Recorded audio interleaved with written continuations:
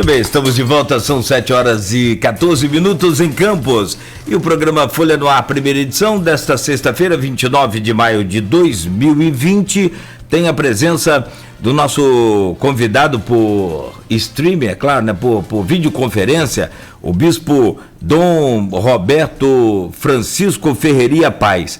Aliás, desde o dia 30 de março, nós estamos trabalhando nesse sistema de home office aqui na empresa. O Grupo Folha da Manhã, por primeiro motivo, é de preservar a saúde de todos nós, de todos os colaboradores, e naturalmente, evidentemente, que também contribuir para que essa onda, né, não se expanda, não cresça tanto, infelizmente, como tem crescido no Brasil nos últimos dias. E aí, às vezes, você tem, por exemplo, uma alteração na programação. Agora de manhã, né, a gente está fazendo, o Marco Antônio Rodrigues faz à tarde, mas, né, voltando ao normal, naturalmente, né, tudo também voltará ao normal, e se é que é normal não ser do jeito que é hoje. Não por eu estar aqui, mas dessas conferências aí de vídeo e de tudo, porque hoje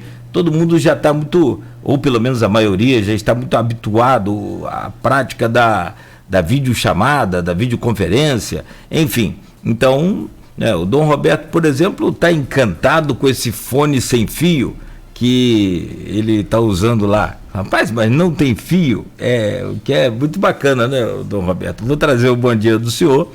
É um prazer enorme poder conversar com o senhor, uma responsabilidade muito grande, né? Daqui a pouco o Aloysio deve estar conosco também, mas por outro lado, eu não tenho dúvida nenhuma de que é uma alegria poder estar aqui neste programa hoje, recebendo o senhor. Alegria para a gente, que faz parte da equipe, né? Eu estou aqui, o Carlos Alberto, daqui a pouco o Aloysio vai estar, de todos nós aqui da Rádio Folha, assim como quem está em casa também, eu não duvido, né, da alegria de poder ouvir a participação do senhor nesse programa. Seja bem-vindo, bispo Dom Roberto Francisco Ferreira Paz. Bom dia.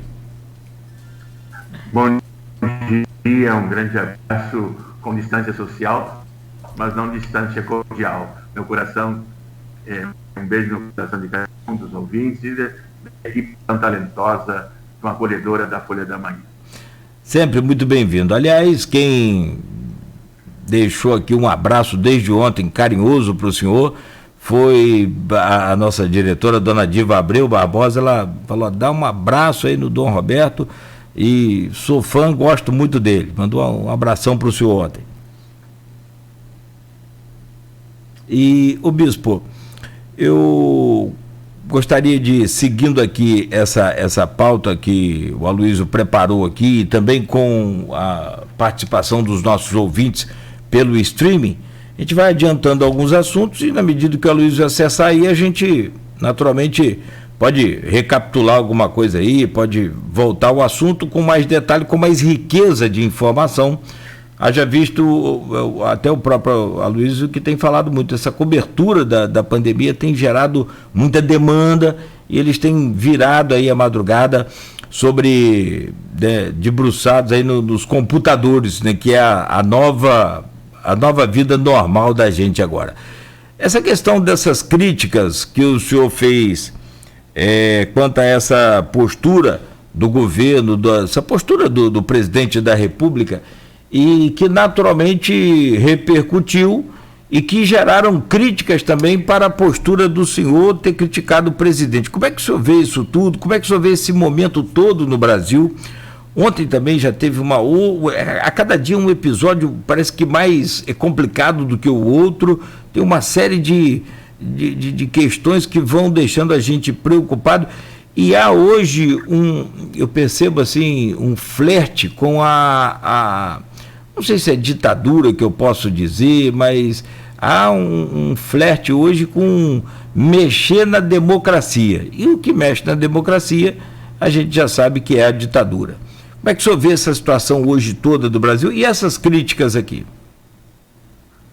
Bom, em primeiro lugar, eu não usaria a palavra críticas. Foi uma análise que eu fiz da reunião ministerial do dia 22 de abril, que digamos assim, qualquer chefe de Estado ou qualquer analista político pode dizer que não é uma reunião normal, na qual se agridem outros poderes, e se fala assim, num estilo que se perde a liturgia política que o Verger fala, os cientistas políticos, a gente tem que ter uma postura do magistrado.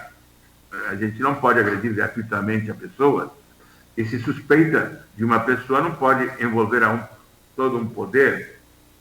Então, penso que eu não quero personalizar o análise, eu analisei a reunião ministerial, mas isso já vem de, digamos assim, há um processo de desgaste entre os poderes. Houve a crise do modelo político chamado presidencialismo de coalição, sim, porque a divisão de poderes horizontal nunca é muito difícil respeitar as independências quando não se tem diálogo, quando não há consenso. Está se perdendo essa atitude cívica do diálogo entre os poderes. Isso fragiliza a democracia num momento crucial, como o senhor disse. Quando nós esperamos da parte do governo, da parte dos poderes, uma aliança para vencer a pandemia, nós encontramos uma crise cada vez maior, com ameaças. Eu simplesmente estou dando ressonância e fazendo uma análise, como qualquer cidadão deve fazer, porque nos preocupa. E sabemos que nada substitui a democracia. Modelos autoritários ou autocráticos poderão ser eficientes no imediato, mas sacrificam, digamos assim, valores que estão anexos, estão intrinsecamente no Estado de Direito, no funcionamento normal das instituições democráticas. E a Igreja não está para patrolar o presidente ou as autoridades, está para facilitar, ela é mediadora da concórdia, da reconciliação e da paz. Estamos para a paz, para servir a paz. E nos preocupa certamente os conflitos. Agora, vejam bem, a forma de resolver os conflitos não é eliminar a democracia, é ampliar o diálogo. Talvez tenhamos mais adiante de pensar em uma agenda institucional na qual as democracias têm separado o governo do chefe de Estado. Quer dizer, atualmente o executivo é chefe de Estado e chefe de governo e, ao mesmo tempo, da administração. Isso gera dificuldades institucionais. Também é verdade que, na Espanha, por exemplo, além do Poder Judiciário, existe o Tribunal da Constituição, que também é um poder moderador. O Iris Gandra, os professores César Saldanha, que são constitucionalistas, recomendam essa separação para que a divisão de poderes tenha também uma instância que possa ser neutra para resolver esses conflitos, que sempre haverá, porque divisão já mostra a dificuldade de articular e harmonizar. Acontece.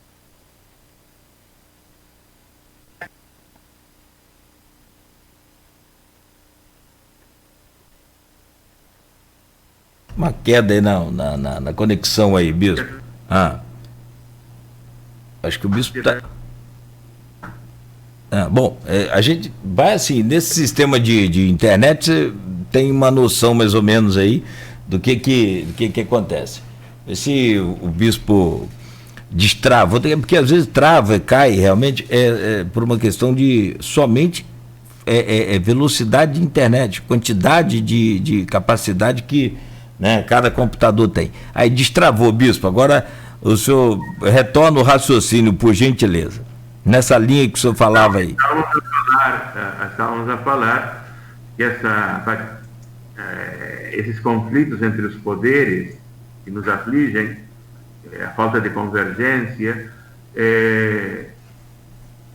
devem, talvez mais para diante, ser resolvidos com uma agenda institucional de separar, como está na maioria das democracias, o chefe do governo, o chefe de Estado, o regime semipresidencialista, por exemplo, em Portugal, porque, na verdade, se confunde Estado com o chefe de governo. O governo incorre muitas vezes, em dizer, assume, digamos assim, comportamentos como e tem que assumir, porque a Constituição obriga a isso, e então se confunde Estado com o governo, que tem como, justamente numa democracia, um viés partidário, o governo. Mas o Estado é algo muito maior do governo. O Estado compreende todos os poderes. Então, é necessário, talvez, pensar mais na frente, numa certa separação. Mas eu estava dizendo que a hora, que é o mais importante, requisita de diálogo, de entendimento, de harmonização, porque só assim poderemos vencer a pandemia. Não, essa perda de energia, de choques, está prejudicando a efetividade. E passa para a cidadania uma certa incerteza. Não é tempo de dizer, bom, agora vamos para a ruptura. Como que é isso?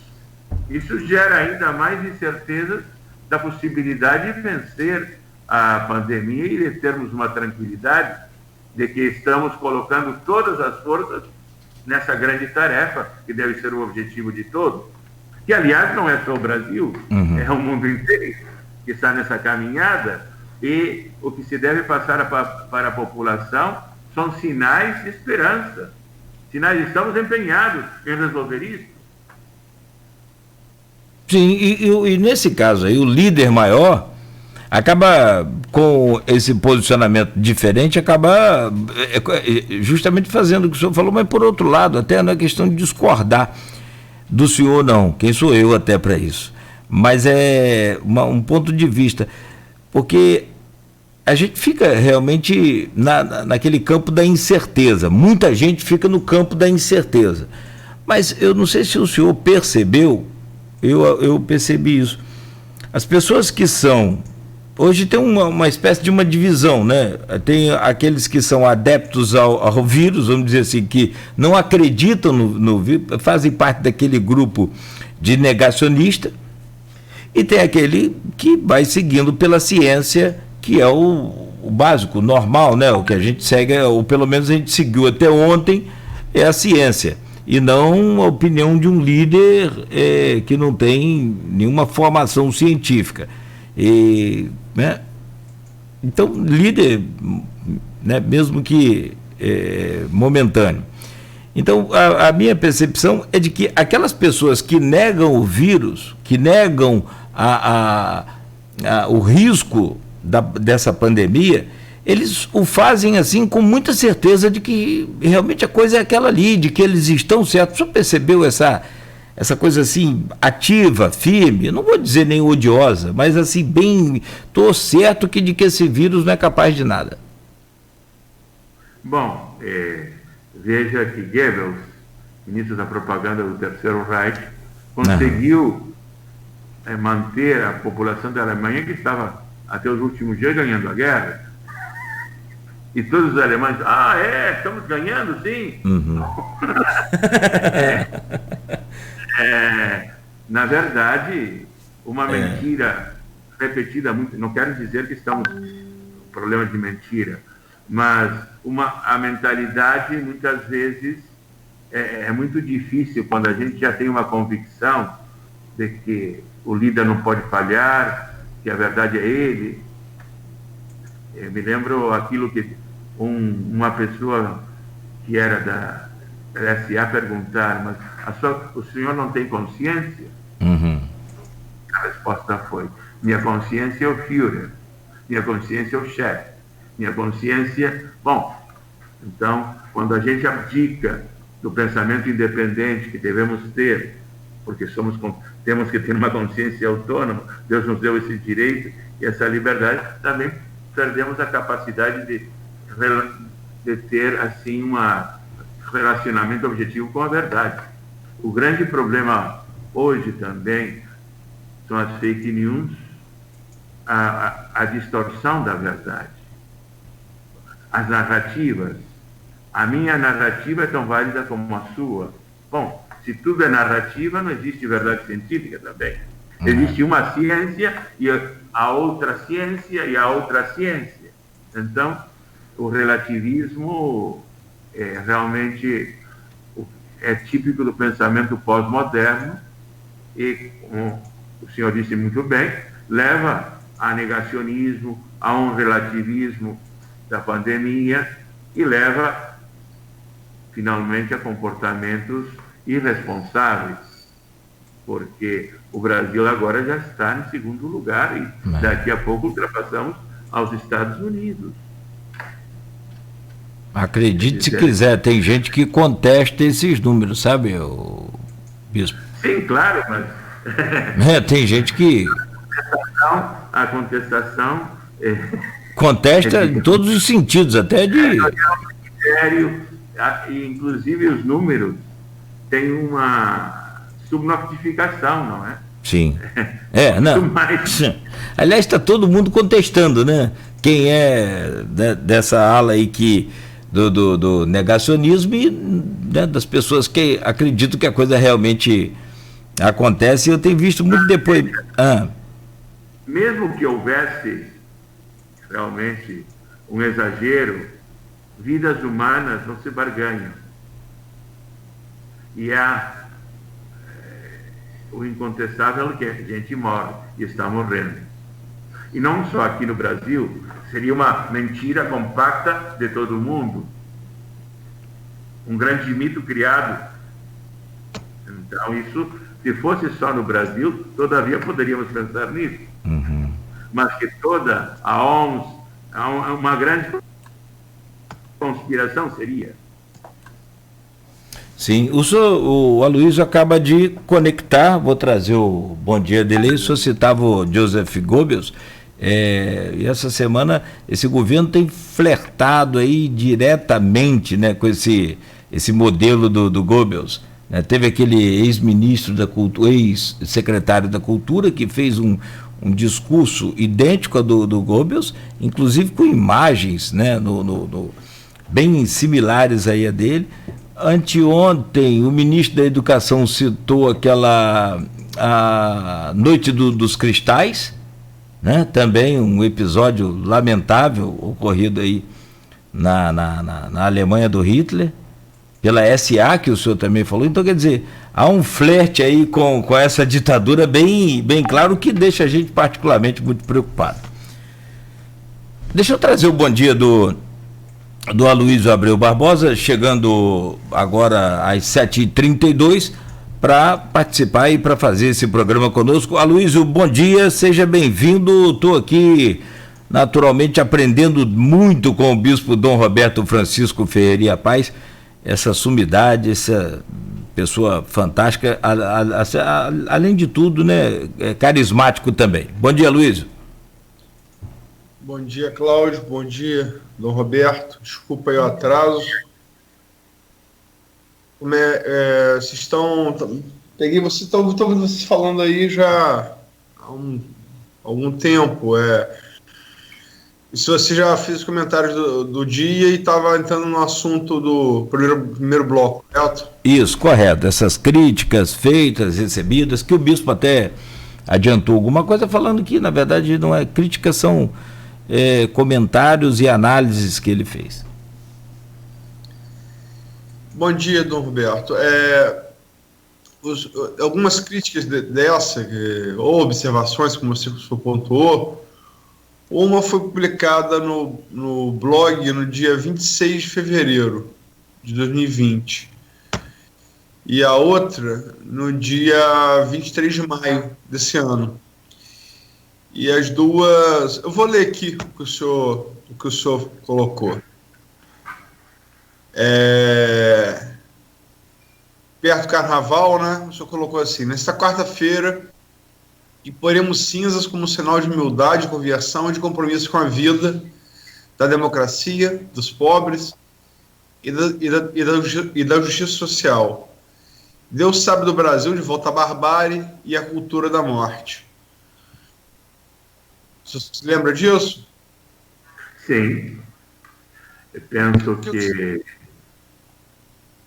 quando nós não defendemos a vida de cada pessoa e a vida do planeta e a vida, digamos assim, como uma abertura ao dom que recebemos de Deus, estamos instaurando a cultura da morte, que se manifesta ou se desdobra em vários comportamentos: intimidação, raiva, tratar de eliminar opositores, denegar as vozes, quando o que dizia Carl Schmitt, a política do inimigo, da morte ao inimigo. É dizer, para nós católicos, para nós cristãos, a política é sempre baseada em Aristóteles, deve ser a arte de criar amigos, a arte de criar uma sociedade fraterna, a arte de fazer um convívio cada vez mais na linha do bem comum, de incluir a todos. Então, quando a gente envereda para a política da morte, ou a cultura, que gera também uma cultura da morte, estamos mal, porque se perdem valores de civilização, de convívio, que são profundamente cristãos. E isso nos tira a alegria de viver, porque se eu tenho medo de expressar uma opinião, realmente do debate, porque onde não há debate não há democracia. Se todos pensássemos iguais, mas na medida que eu digo que todo aquele que não está comigo é o meu inimigo e que não tem direito a se manifestar, bom, já estamos realmente impossibilitando o funcionamento da democracia, que é um fórum aberto a opiniões, a expressões e à liberdade.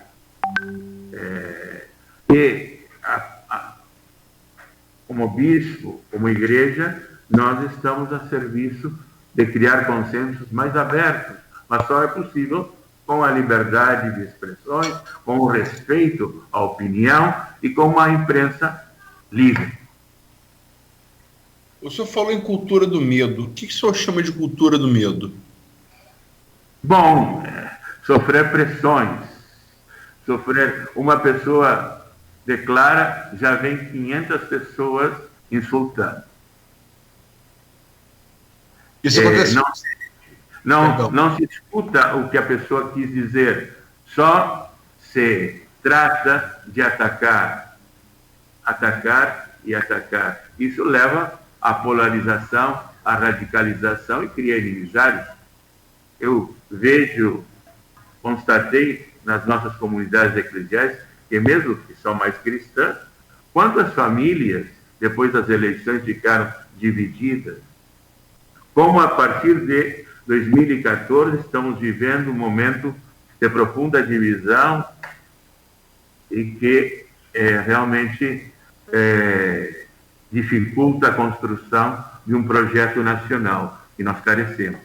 Não temos um projeto nacional para um rumo como nação.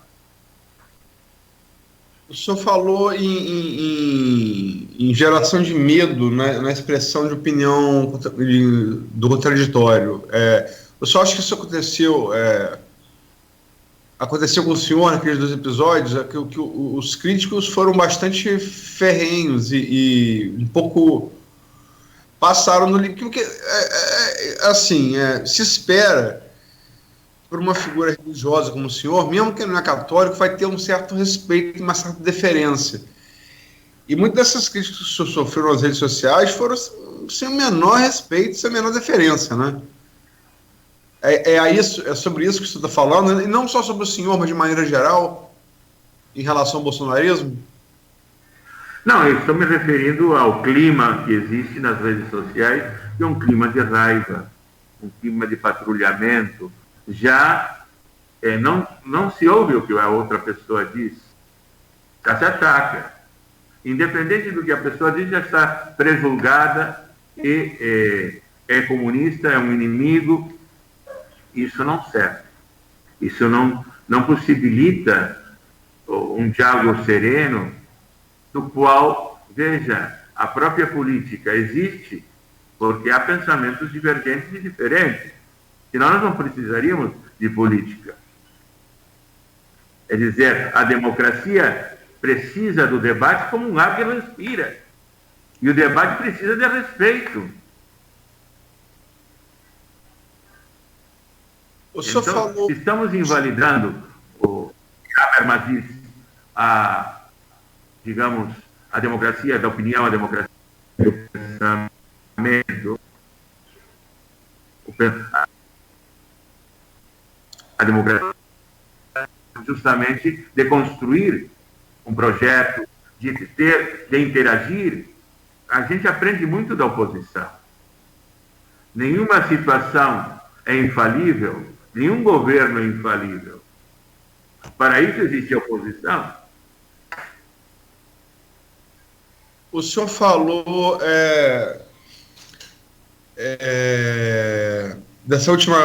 desse vídeo da reunião ministerial que foi denunciado por Moro e que foi divulgado, a reunião do governo Bolsonaro.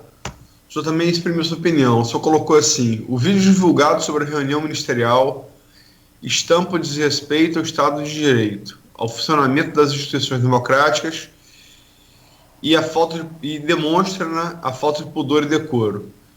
Finalmente, é repudiável a intenção de desmontar ou destruir a legislação ambiental inspirada na Carta da Terra e alinhada com a Carta Laudato Si do Papa Francisco. Que Nossa Senhora Aparecida nos faça buscar caminhos de diálogo, entendimento, no respeito ao bem comum para superar a pandemia e defender a vida dos brasileiros. O senhor acha que aquele vídeo, o senhor fala que ele estampa o desrespeito ao Estado de Direito, né? E ao funcionamento das instituições democráticas. O senhor mantém essa opinião? Sim, porque é muito perigoso tratar instituições, por exemplo, o Poder Judicial, da forma que se tratou, não é? Vamos prender. Isso, se há dificuldades, há procedimentos. O Estado de Direito, existem ritos legais. O Estado de Direito é aquele que dá primazia à lei. Existem leis, procedimentos. Agora, falar, vamos prender assim, isso é muito, digamos, que um poder se refira assim ao outro dessa forma, só pode extremar o choque, o conflito de poderes. Leva a radicalizar. Em vez de estarmos juntos, trabalhando, o grande objetivo, o grande desafio que hoje é a pandemia, estamos, digamos assim, buscando contradições, buscando e com comportamentos, volto a insistir, muito agressivos. Também gostaria de comentar, sim, esse aspecto. Vamos aproveitar esse momento, que está centrado na pandemia, para fazer passar uma boiada, substituindo a legislação. Alto aí. A legislação a gente deve debater. Não na surdina, entre bastidores. O que é isso? Isso também não é pouco responsável, porque uma legislação ambiental, e nosso país estava liderando isso, não para tolher, mas para defender e proteger o meio ambiente, que é patrimônio nosso, e que sem ele não teremos vida, porque devemos pensar na sustentabilidade das próximas gerações, e ao destino da Terra também que está em jogo. Então, esse tipo de comentários assim livianos, nos parece que não contribuem, ao contrário, acrescentam esse clima de incerteza, esse clima de insegurança institucional que estamos vivendo. O senhor falou aí o senhor não citou os nomes, mas o senhor falou das declarações naquela reunião do ministro da Cultura, Abraham Weintraub, que falou, em relação aos ministros supremos, prender esses vagabundos, foi a expressão que ele usou, e passar a boiada foi uma expressão usada pelo ministro Ricardo Salles.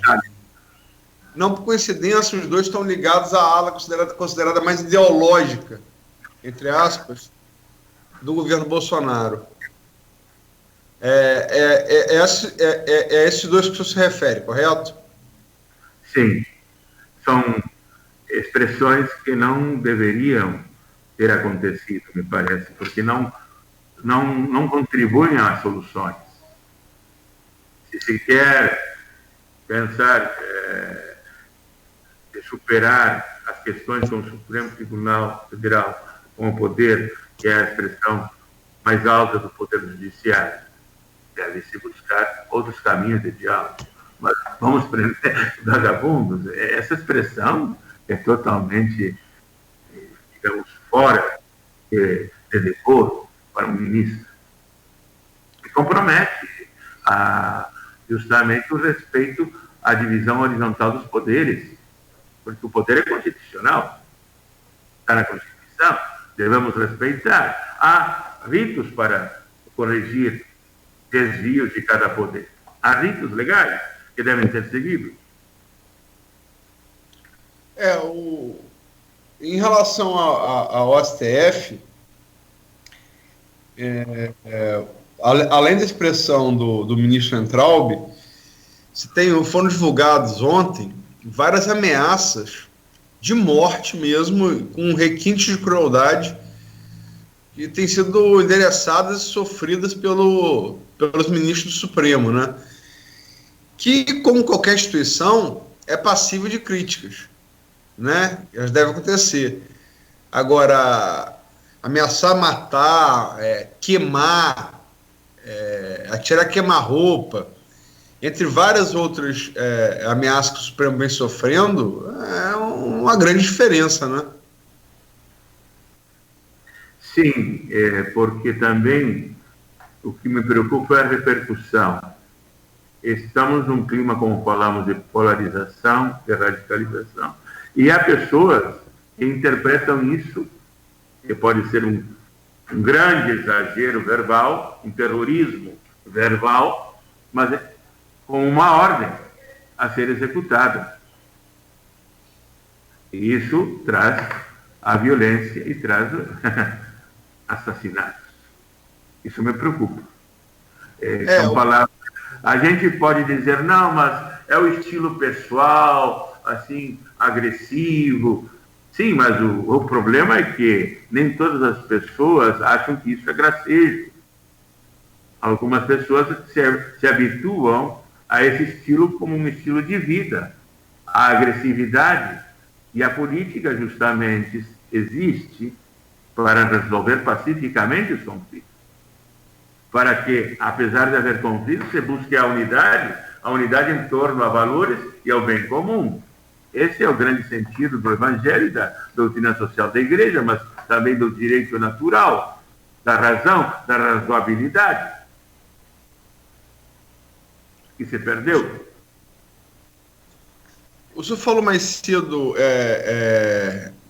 na base escolástica, aristotélica, com base no filósofo grego Aristóteles, da fé católica, que se baseia no diálogo, né, nessa coisa daquela herança da democracia grega de todo mundo tem direito a voz, né, e dali, se você faz uma mediação, você tira uma conclusão para a coletividade. E quem gostava muito de Aristóteles também o semiólogo, filósofo, escritor italiano Umberto Eco. E ele, antes de morrer, sim, ele disse sobre as redes sociais que as redes sociais deram fala uma legião de imbecis. O senhor concorda com essa definição dele? Não, inclusive, ele disse que antes das redes sociais, no boteco, todo mundo dizia uma opinião, mas se sabia, e um tolo era um tolo. Hoje, a opinião de um tolo e um especialista em ciência política é a mesma coisa, nivela e, evidentemente, leva a uma mediocridade. Claro, não quer dizer que o tolo não tenha direito a se expressar, pelo contrário, tem muitos direitos, mas temos que também ter discernimento prudencial a qual é o peso da opinião. Isso já vem de Platão, a diferença da doxada da opinião e da verdade, né? Científica, é dizer, da opinião e dos fatos. E às vezes na rede social, justamente como o senhor estava comentando, nivela por baixo. Todo mundo tem razão, todo mundo tem sua verdade, todo mundo tem sua narrativa. Não, existem verdades, existe a verdade.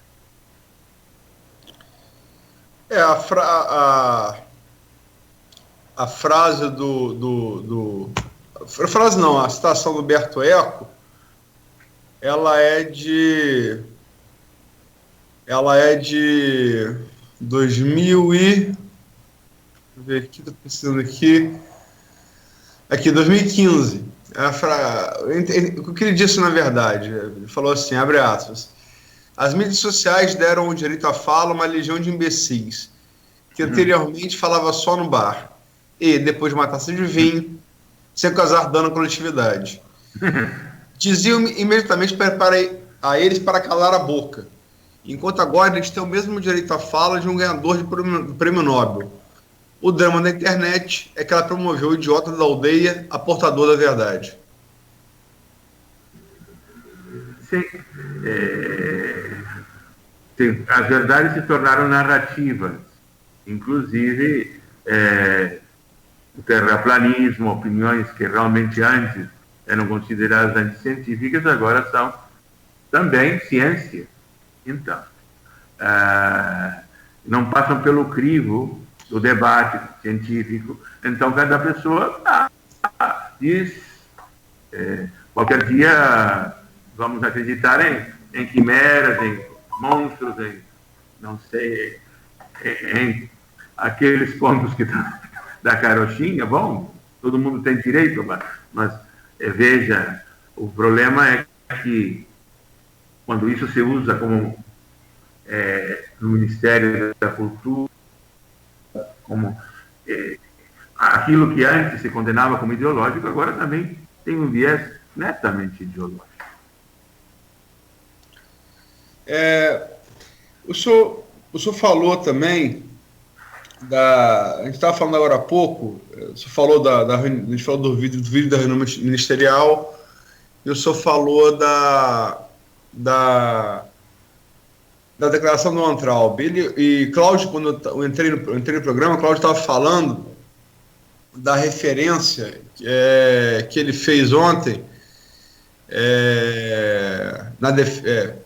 tentando se defender, né, porque ele está sendo investigado por ofensa, ele vai ter que depor no Supremo, né, uma coisa inusitada, até o ministro da Justiça ser advogado, uma coisa que eu nunca vi antes na minha vida, nem no Brasil, nem em lugar nenhum. Né, e ele citou numa referência que Cláudio lembrou aí, a noite dos cristais, né, que foi em 1938, e Cláudio, não foi com as SA. As SA já tinham sido assassinadas em 1900... Facas longas. Na noite dos longos punhais, exatamente, facas longas. Foi em 1935, não, perdão, 34. Já não tinha SA mais. A SA já tinha sido eliminado. Ou sido presa, ou sido assassinada, né? Mas nem SS também, né? Para não ter confundido aqui. Não, né? a SS era oficial. A SA, ela substituiu a SA. Era uma milícia, né? Era uma milícia. Ambos eram milícias, mas o Hitler achou que a SA estava sendo poderosa demais e eliminou. Nas facas longas, ele eliminou em 1º de julho de 34, 30 de junho de 34, na noite de 30 de junho para 1º de julho de 34. Eu ri aqui porque você falou aí, estava poderosa demais, me lembrou alguém. Ficou poderoso demais, já era. Mas obrigado pela correção. Moro, né? Moro foi isso. Moro, Santos Cruz, Bebiano, enfim. Os ministros da saúde, quer dizer, no caso, o Mandetta, o Tais, coitado, não teve nem tempo de tornar poderoso demais. Dançou antes. Mas o senhor vê. Como é que o senhor vê, quer dizer. Foi quando a maioria das lojas, as lojas dos irmãos judeus foram quebradas, não é? Foi um ato realmente de terrorismo contra, e eram depois as chamadas leis arianas de pureza racial, porque o nazismo é um totalitarismo de raça. Além de ser totalitarismo, elimina as raças chamadas inferiores pela pureza racial, que é condenado pela Igreja, evidentemente, o antissemitismo. Agora, é triste isso, porque também na reunião ministerial você falou, já que estamos tocando esse problema racial, de uma forma despectiva a respeito ao povo cigano, aos indígenas, que não são povos, não são povos, são pessoas assim que são brasileiras e ponto. Bom, são brasileiras, mas também são povos, são etnias, não negamos isso, que eles sejam brasileiros, ao contrário, são muito brasileiros, mais brasileiros que nós, estavam antes. Agora, não se pode negar que sejam povos e sejam etnias. Mas devemos respeitar a sua cultura também, porque temos muito a aprender com eles. Você está se referindo de novo a frases ditas pelo ministro da Educação, né? O Abraham Weintraub. Inclusive, ele ontem, essa comparação, que ele se comparou com os judeus na Noite dos Cristais. Como o senhor falou aí, de fato, já havia sido aprovada o conjunto de leis que buscava manter uma, entre aspas, pureza racial do povo alemão, que foi em 1935, na legislação aprovada em Nuremberg, né? Tem até um filme, Triunfo da Vontade, de Leni Riefenstahl, sobre essa convenção Nuremberg, em que foi aprovada essas leis. E não por acaso, quando acaba a Segunda Guerra Mundial, é por isso que os nazistas são julgados pelos crimes de guerra em Nuremberg, né? Porque foi lá que eles aprovaram aquelas leis. Mas o senhor vê similaridades entre o nazismo e o fascismo, que o nazismo é um fascismo com racismo, né? Mas o senhor vê no modus operandi, o senhor vê alguma similaridade entre o nazifascismo e o bolsonarismo? Não. Acredito que não tenho tanta ciência política para isso, mas os governos que mais inspiram, ou que o próprio presidente tem se inspirado, são a Hungria, Polônia, Turquia, Filipinas. São governos autocráticos, autoritários, que têm, evidentemente, reduzido o campo do Congresso e, digamos assim, implantado uma legislação, digamos, de cima para baixo, sobre a família, sobre o trabalho. Eu acredito que está mais na linha do autoritarismo, não? Digamos, porque agora os ministros não sei, porque isso de citar Goebbels ou citar, digamos assim, textos nazistas, dá para pensar, não é? Inclusive, o fato de usar o gabinete de ódio, que Santa Cruz disse, não, mas isso não pode ser promovido por uma instituição pública de governo, a fake news. Claro que está em inquérito, vamos ver o comprometimento real, mas deformar a verdade ou atacar supostos inimigos de uma forma assim assintosa é uma metodologia que Goebbels usou, sim. Agora, penso que não existe uma identidade, digamos, do presidente, graças a Deus, não é? Porque com o nazismo. Agora, eu me lembro do vídeo que foi feito pelo prefeito de Berlim.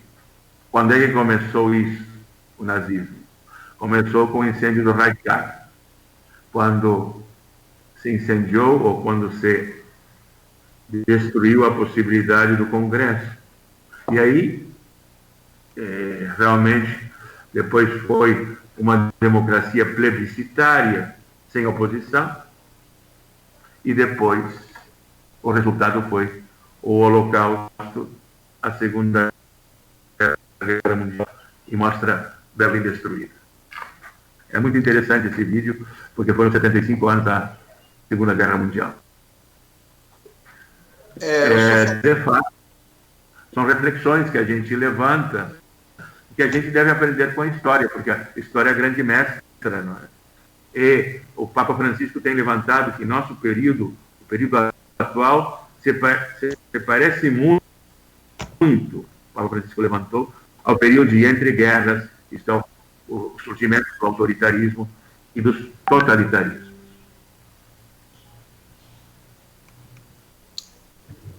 Muito se compara o momento que a gente vive hoje no mundo. Você falou aí da Hungria, que é o Viktor Orbán, da Polônia, que é o Kaczynski, das Filipinas, que é o Felipe Duterte. Podemos citar também a Turquia, que talvez tenha sido que veio antes do Erdogan. A própria Estados Unidos, o próprio Erdogan na Turquia, e eu conheci a Turquia em 2009, que ele tinha acabado de subir o poder e vi nascer. Era realmente engraçado as discussões que tinham na Turquia, são mais ou menos as discussões que nós temos aqui hoje, né? E o próprio Trump nos Estados Unidos, né? O senhor vê uma similaridade nesses movimentos? O senhor vê uma sincronia?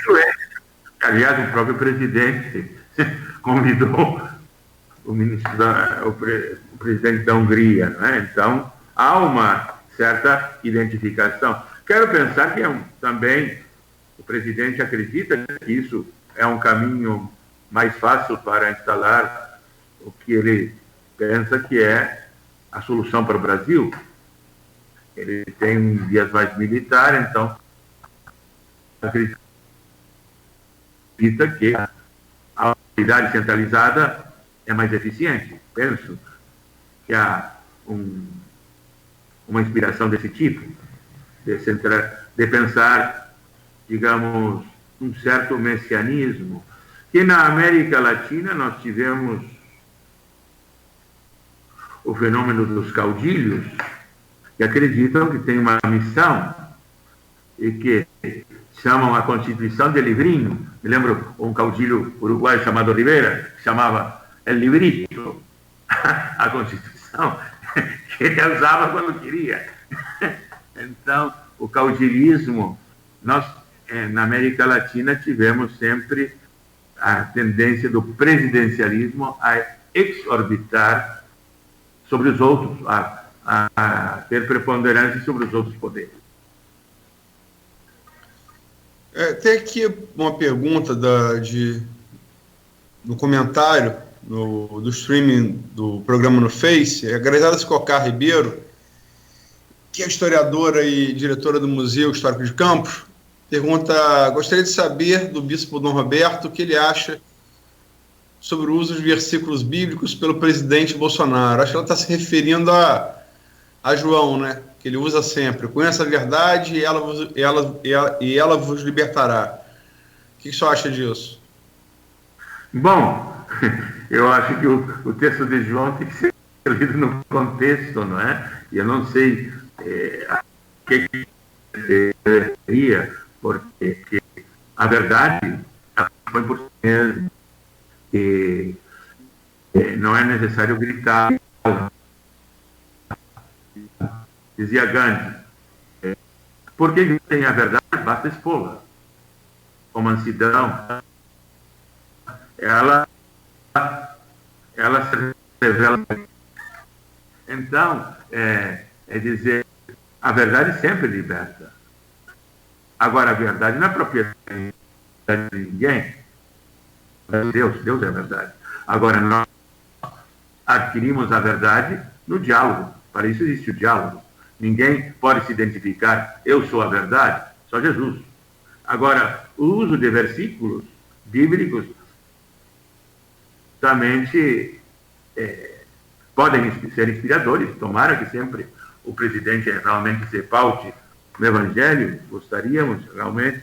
Agora, tem que se respeitar também a laicidade, né? Tem que não ferir a laicidade, porque tem pessoas que têm outros credos e tem pessoas que não têm nenhum credo. E o Estado não pode ser aparelhado pela crença de um dos magistrados, qualquer magistrado. Mas deve influenciar, sim. Tanto é assim que a nossa Constituição, no preâmbulo, coloca a proteção de Deus, o Brasil sob a proteção de Deus, que foi motivo de discussão, mas que Roberto Freire, que não era nenhum crente assim, disse não, tem que ficar porque é um valor jurídico-cultural, Deus. Então, nesse sentido, não se fere a laicidade, digamos assim, Deus é um conceito jurídico, cultural, que inspira a nossa Constituição como um valor fundamental para nós. Claro, é muito mais que isso, é uma presença sobre a qual se edificou a civilização brasileira. O Cláudio, agora, sim, o uso do fundamentalismo, eu acho que a nossa nobre professora queria, é um grande perigo hoje. O fundamentalismo bíblico, porque inclusive leva a pautar, às vezes, leis.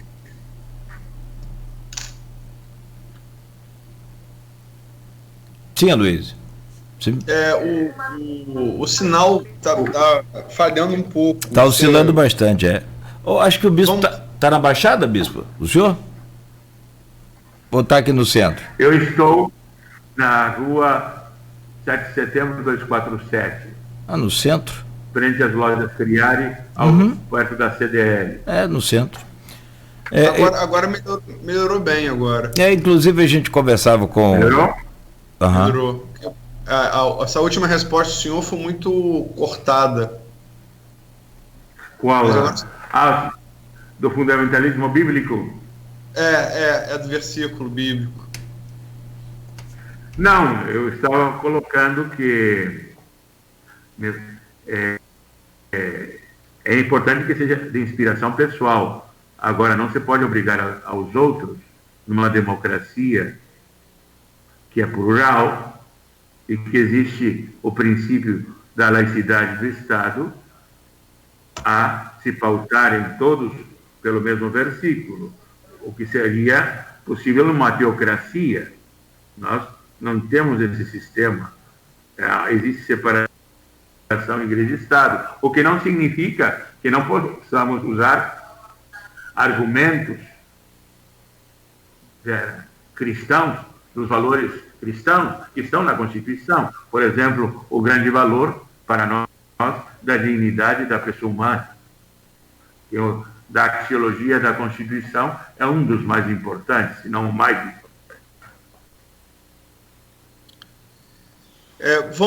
São 8h09, Cláudio. Vamos para o intervalo? Vamos fazer um intervalo? Perfeito, vamos lá.